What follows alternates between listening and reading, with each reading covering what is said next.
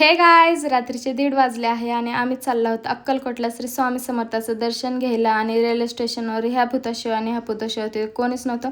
म्हणून मी थोडंसं मस्ती मजाक करत होते, इकडून तिकडून फिरत होते. तेवढं स्वप्ने मला म्हणतो, हां लय पाय सुटलेत ना. तेवढ्यात मी थोडंसं नाराज झाले. म्हटलं थोडासा ड्रामा करूयात. ड्रामा काही सक्सेस नाही झाला. लगेचच ट्रेन आली आणि आम्ही थेट पोचलो अक्कलकोटला. आणि तिथे गेल्यावर रूम बुक केली, फ्रेश वगैरे झालो आणि श्री स्वामी समर्थाचं दर्शन घ्यायला निघालो. मस्त तयार वगैरे झालं. आतमध्ये गेल्यावर मला वटवृक्षाचं झाड दिसल्यावर मनात एवढं छान वाटलं. असं म्हणतात ते वटवृक्षाच्या झाडाखाली श्री स्वामी समर्थ त्या गावात पहिल्यांदा दिसलेले, म्हणून मला खूप छान वाटलं. श्री स्वामी समर्थाचं दर्शन छान केलं आणि मी शिरले शॉपिंग सेंटरमध्ये शिरताच स्वप्नील माझा हात धरला आणि मला बाहेर काढला. मग आम्ही तिथून निघून गेलो महाप्रसाद घ्यायला. महाप्रसाद घेतला आणि सिरियसली गाईस, तिथे महाप्रसाद घेताना खूप रूल फॉलो केले जातात आणि खूप स्वच्छता आहे तिथे. आणि मग आम्ही थोडंसं तिथे अन्नदान केलं.